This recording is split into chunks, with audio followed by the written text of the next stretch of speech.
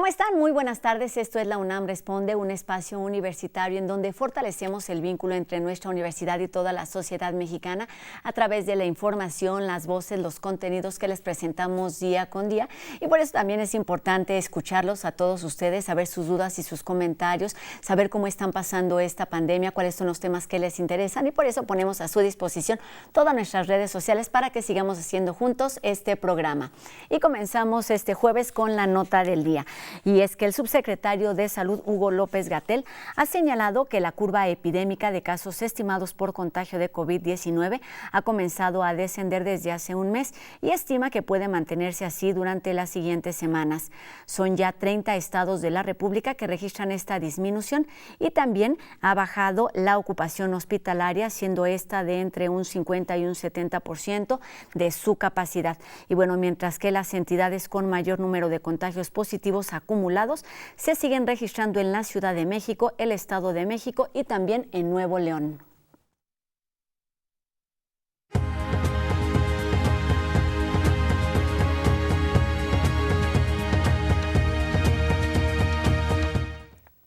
¿Cuáles son estas emociones que se han registrado con mayor frecuencia durante la pandemia? Para saberlo es importante hacer un análisis de lo que ocurre con nosotros mismos, con nuestro comportamiento cotidiano, y para resolver distintas dudas sobre este que es un tema emocional importante, pues vamos a hablar con nuestra invitada de hoy, que es la doctora en análisis experimental del comportamiento, la doctora Silvia Morales Chainé, quien es además académica de la Facultad de Psicología de nuestra universidad y es también maestra en psicología. Doctora, ¿cómo estás? Un gusto saludarte aquí en La UNAM Responde de nueva cuenta. Buenas tardes. Rosy, el gusto es mío. Gracias nuevamente por invitarme y un gusto saludarlos a todos y a todas. Gracias, doctora. Y pues comenzamos con la pregunta ¿cuál es la diferencia entre emociones, sensaciones, sentimientos, que es de lo que hemos estado hablando siempre, pero con esta pandemia cuando se han exacerbado? ¿Cómo identificarlos y cómo definirlos, doctora? Claro, Rosy. Bueno, en realidad nuestra salud mental está justamente caracterizada tanto por emociones como por pensamientos y conductas que nos pueden llevar tanto a enfermar o a mantener esa condición de salud a lo largo de nuestros planes de vida, de nuestros estilos de vida. Y justamente el tener ciertos pensamientos, ciertas emociones nos puede llevar a tomar decisiones de cómo actuar y enfrentar situaciones tan duras como las que nos está tocando vivir durante la pandemia por COVID-19. Pérdidas graves no solo de familiares y amigos muy queridos o colegas, sino inclusive de condiciones de vida, de pérdidas económicas, de situaciones que han tenido que cambiar a lo largo de este tiempo. Como seres humanos, como personas, tenemos esta forma natural de reaccionar. Lo que pensamos, lo que sentimos, cómo actuamos, todo ello constituye nuestra salud mental y física. Doctora, todo esto forma parte, como bien nos dice, del comportamiento natural. Un punto y aparte o en otro cajón están los trastornos mentales que por supuesto hay que atender, pero tienen diferencias también notables con lo que vivimos cotidianamente. Es correcto, Rosy. Este riesgo a enfermar, a padecer estos trastornos, no surge de un momento a otro. Claro, eventos como eventos traumáticos, nos pueden llevar a que aparezca de pronto un desorden importante relacionada con nuestra salud emocional. Sin embargo, lo común es que se desarrolle gradualmente. Con el tiempo vayamos presentando estas condiciones que de primera instancia son naturales, son esperadas. Nuestro cuerpo tiene que reaccionar con estas condiciones de estrés para enfrentar la pérdida, para enfrentar el dolor, para enfrentar la enfermedad inclusive, pero que si no los atendemos o los enfrentamos de manera correcta, entonces evolucionan, van empeorando, nos van llevando a una condición pues ya de mayor padecimiento. Y si tenemos inclusive antecedentes familiares de algunos trastornos y riesgos a la salud, no solamente mental, sino física, entonces podemos caer en una condición más severa que requeriría no solamente una atención psicoeducativa, psicosocial, sino inclusive un tratamiento farmacológico. Muy bien, doctora, con esta situación, con esta larga situación de pandemia en donde hemos vivido en confinamiento, en distanciamiento, como bien nos dice, es una situación, vamos, que no es cotidiana, hay consecuencias con nuestros pensamientos, con nuestro comportamiento, con nuestras conductas. ¿Cuáles son todas estas pensamientos, conductas, sensaciones que se exacerban y que se pueden convertir en un problema de no estar, vamos, en rangos de normalidad? Claro, Rosy, inicialmente decíamos es natural y de hecho es de esperarse que nuestra forma de responder sea esta condición de pensamientos, de preocupación, de enfrentar y de estar alertas a una situación de riesgo a nuestra salud mental y emocional, a nuestra familia, a nuestros seres queridos, a nosotros mismos. Sin embargo, estas situaciones, si decíamos, no se atienden o las enfrentamos a través de actos exitosos para reducir la ansiedad, para reducir el estrés, pueden ir evolucionando. Ya lo decíamos, primero a condiciones de ansiedad en la que la preocupación aumenta, es más constante, las situaciones de culpa, de miedo pueden presentarse por demasiado tiempo a lo largo de un día, de una semana, de un mes, y eso nos puede llevar inclusive a presentar síntomas físicos y no solamente emocionales o del pensamiento.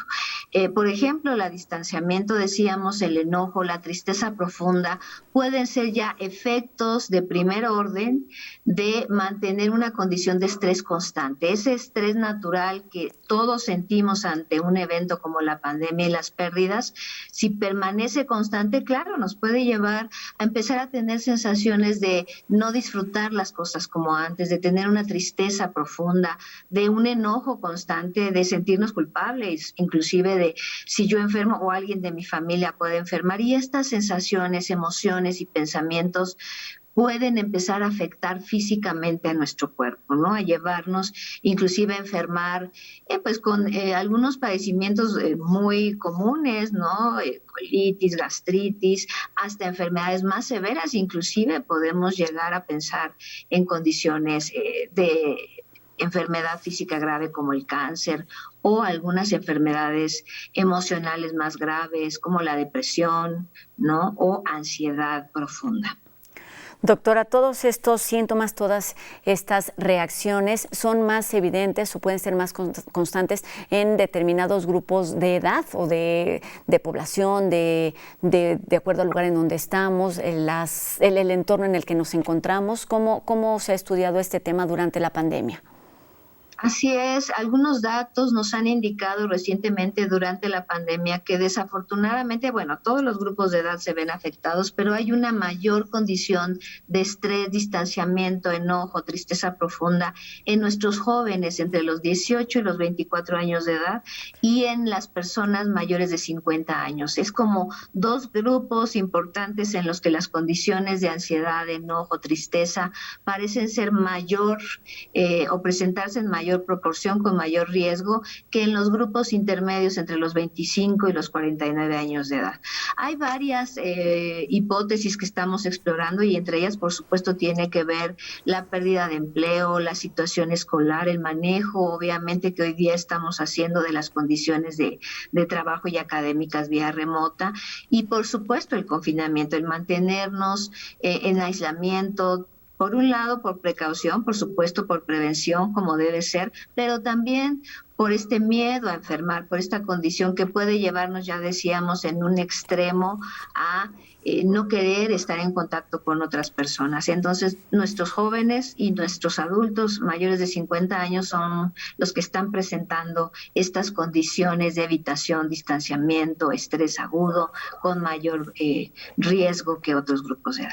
Son dos grupos entonces en particular, pero por supuesto todos debemos estar alerta a estas señales para atenderlas a tiempo, pero también es importante, doctora, me parece, y eso me gustaría que nos ayudara a entender, vivirlas, darles su tiempo y no solamente ocultarlas, decir que no pasa nada, atendernos y pasar a lo que sigue. También es importante hacer esta pausa y darnos la oportunidad de sentir, de vivir, de pensar estas sensaciones que no siempre son agradables. Lo señalas muy bien, Rosy, no solamente vivirlos, por una parte recordar es natural, es de esperarse, sentir, tener estos miedos, estas sensaciones de preocupación, es la forma natural de reaccionar de nuestro cuerpo. Pero bien lo dices, tenemos que estar alertas, escucharlos, hablarlos, pedir ayuda, prevenir, ¿no? Creo que algo que ha traído esta pandemia es posicionar con mucha claridad cómo enfrentar y autocuidarnos, ¿verdad? Cuidarnos a nosotros mismos para prevenir condiciones de riesgo a la salud mental y emocional. Y ello, como bien lo señalas, depende de primero identificar qué estoy sintiendo, qué estoy pensando, cómo estoy actuando.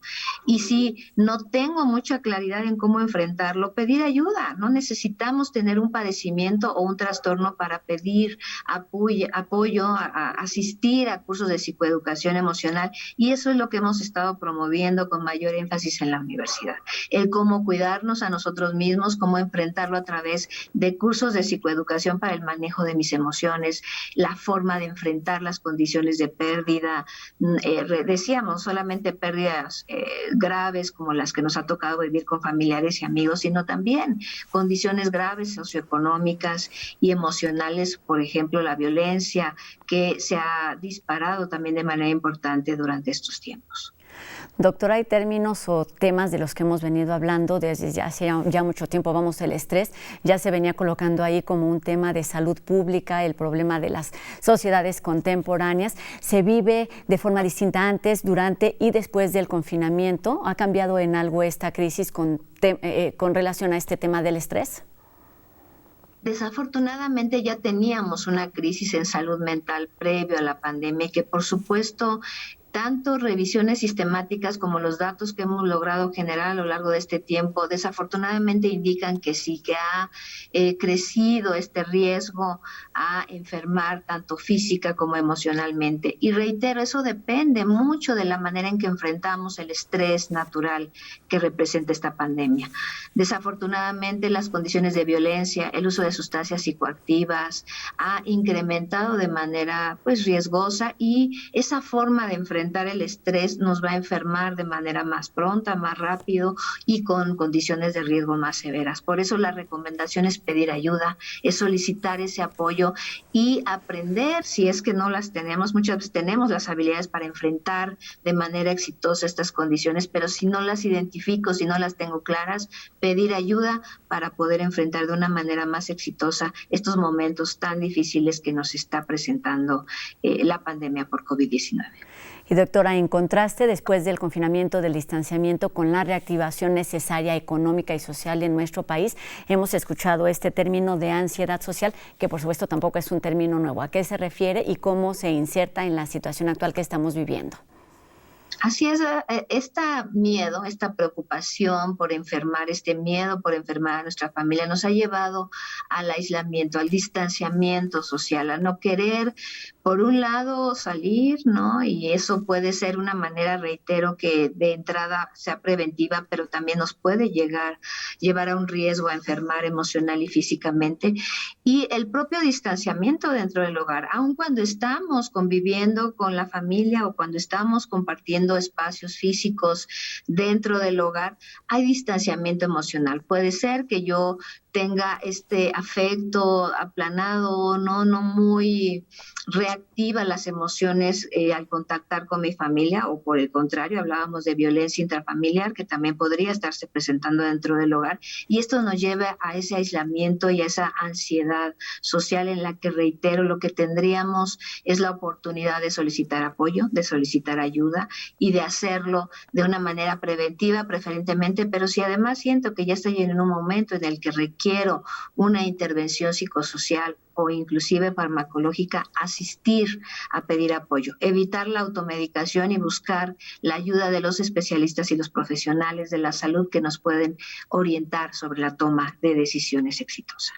Doctora, en este sentido, ¿hay algunos consejos, algunos tips que podamos desde, por supuesto, el conocimiento profesional para atender estas situaciones de salir a la calle con confianza, interactuar con los otros sin este miedo que, vamos, es normal un poco por la situación que estamos atravesando, pero a mí me parece muy importante también quitar esta sensación de que el otro nos contagia, de que el otro nos hace daño, y entonces lo que creo que tenemos que hacer es cuidarnos sin ofender, no sé cuál es la palabra exacta, a todos aquellos que están a nuestro alrededor, doctora.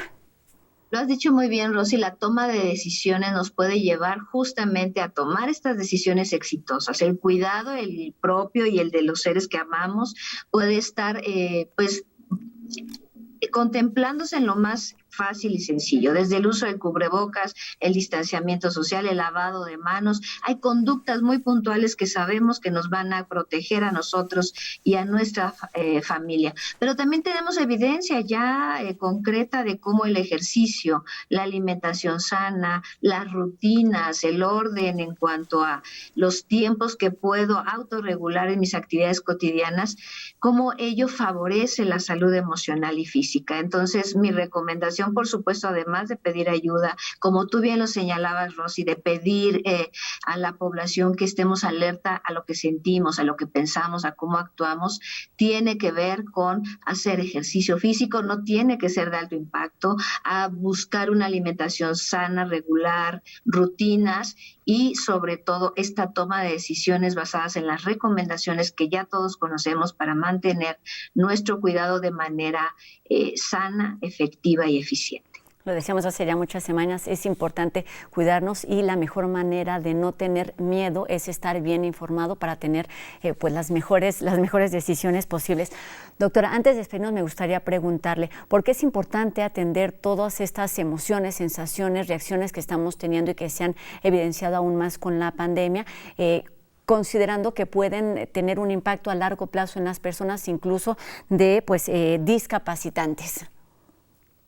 Cuidar y generar capacidades de autocuidado tiene que ver perfectamente con nuestros planes de vida, tener una calidad de vida, ¿no? Esto que se ha enunciado tanto como lo es la salud mental implica estas capacidades de lograr nuestras metas, de vivir sanos, de vivir felices, ¿no? Con el éxito que cada una y cada uno de nosotros planteamos como metas de vida.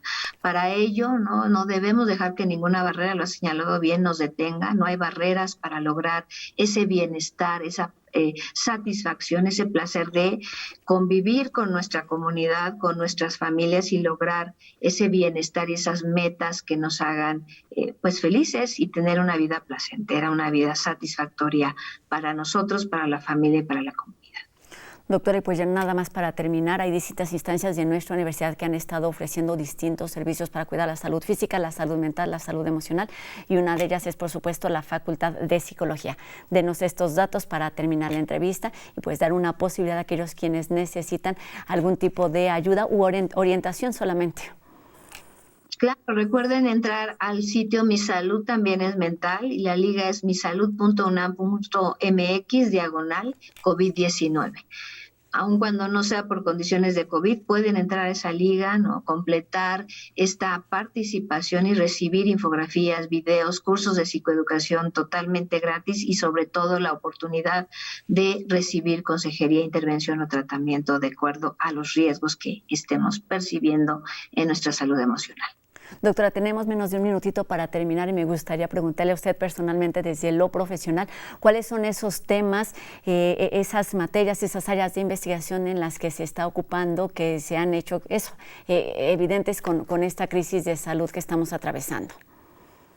Evidentemente, la atención remota ha sido una de las áreas que ya habíamos estado trabajando en la Facultad de Psicología previo a la pandemia y lo que estamos haciendo ahora es justamente generar esa evidencia de impacto de nuestras intervenciones. Estamos trascendiendo el trabajo remoto, pero queremos dar evidencia de la efectividad, del éxito que ha representado el poder apoyar a las personas a distancia. Muchas veces nos es difícil pedir ayuda a través de una cámara, ¿no? De hablarle a una computadora, un teléfono, a un aparato electrónico y sin embargo han sido muchos más los beneficios que ha obtenido la población de tener esta posibilidad, inclusive que antes nos constituía una barrera de ir a tratamiento, de acercarnos a un profesional. Hoy día estamos tratando de promover ese autocuidado a través del uso de la tecnología y de generar evidencia de este importante impacto que tiene hacerlo por esa vía. Eso, por supuesto, en el área de la investigación y como individuos, pues tenemos también esas tareas pendientes de dedicarnos al autocuidado en todos los sentidos, salud física, mental, emocional. Y una tarea importante creo que tenemos en México en términos muy generales es este manejo de las emociones que nos pueden ayudar a tener este bienestar que tanto buscamos y que a veces lo buscamos allá afuera. Doctora Silvia Morales Chainé, maestra también en psicología y académica de la Facultad de Psicología, siempre es un placer platicar con usted y tener estos consejos que además de de alertarnos, pues nos dejan también con mucha tranquilidad. Gracias, doctora, y muy buenas tardes. Gracias, Rosy, gracias a todos. Linda tarde. Gracias, muy buenas tardes. Ahí está la recomendación y siempre esta posibilidad de acercarnos a la Facultad de Psicología. Y vamos enseguida también a escuchar la reflexión de Jacobo Dayan, que nos habla sobre los jóvenes y su situación en medio de esta tercera ola de contagios. Buenas tardes. La tercera ola de contagios ha puesto por primera vez en más de un año el foco en la juventud. El Centro de Derechos Humanos Fray Francisco de Vitoria publicó un informe intitulado Los impactos del COVID-19 en las juventudes en México. Habla desde adolescentes hasta población en sus 20. En este informe se detalla que durante la pandemia se adoptó una narrativa adultocéntrica. Esto era de esperarse por ser la población con más riesgo, pero relegó a las juventudes y sus propias problemáticas. Muchos ámbitos de la vida de los adolescentes han sido fuertemente impactados. Aumentaron las violaciones a sus derechos, principalmente a la salud, a la información, a vivir una vida libre de violencia, a la protesta social, a la libertad de expresión, educación, así como derechos laborales que han sido impactados con temas como despidos injustificados, sin indemnizaciones correspondientes. A esto habría que sumar la falta de respeto a los horarios laborales, las excesivas cargas de trabajo y la ausencia de recursos para las actividades que se han tenido que desarrollar a distancia. Otra afectación se relaciona con la defensa y promoción de derechos humanos, ya que esta población, adolescentes hasta adultos en sus 20s, han sido criminalizados, hostigados e intimidados. No se puede pensar en una generación que construye futuro cuando en estos varios meses de la pandemia han sido invisibilizados y colocados en situaciones de vulnerabilidad, criminalizados e ignorados. Tanto la juventud como la niñez ha sido olvidada por mucho tiempo. Buenas tardes. Y una de las posibilidades que tenemos para entender nuestro presente es a través del pasado, y sobre esto va una de nuestras recomendaciones para seguir en contacto con Cultura UNAM en casa.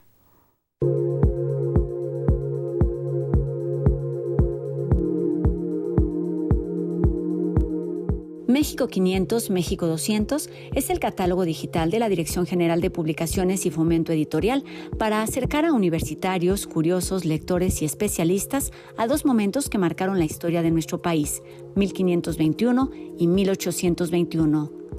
El significado, contexto y trascendencia de la caída de Tenochtitlán y la consumación de la independencia han sido abordados en textos y artículos que ahora se incluyen en esta propuesta digital y pueden consultarse en línea, descargarse de forma gratuita o bien ser adquiridos en la tienda de Libros UNAM. Nuevas preguntas para despertar la curiosidad sobre nuestra historia es la frase que acompaña el catálogo, que reúne más de 100 títulos publicados o reimpresos por distintas entidades universitarias entre 2015 y 2020. ¿Son los átomos los responsables de la creación de las estrellas y de las galaxias? Para resolver estas y otras preguntas fascinantes, el Museo de las Ciencias Universum organiza la Masterclass El fin del universo. El doctor en física de partículas, Javier Santaolalla, ofrecerá una charla con la que busca descifrar las conexiones del planeta que habitamos con el resto del universo. Una aventura para todas las edades que forma parte de la campaña Juntos por Universum, con la que se apoya el funcionamiento de este recinto universitario pionero en la divulgación científica. El encuentro se llevará a cabo el 9 de septiembre a las 18 horas y los boletos ya están a la venta. Visitar los pasillos luminosos y las amplias salas del MUAC es posible a través del recorrido virtual 360 grados de la exposición 100 del MUAC, curada por Pilar García. Se trata de obras creadas de 1952 a la fecha que conforman la colección artística y documental del museo y que son consideradas piezas fundamentales de la historia reciente del arte contemporáneo en México. Luego de abrir sus puertas por un corto periodo con esta muestra, el Museo Universitario Arte Contemporáneo la traslada a las pantallas y aprovecha las herramientas digitales para acercarnos quizás aún más que en recorrido presencial a las propuestas de artistas como Marcela Armas, Claudia Fernández o Melanie Smith. Y además nos permite encontrarnos con Perla Krause, César Martínez o Gersúa, quienes de viva voz nos hablan sobre la esencia de cada una de sus piezas aquí expuestas.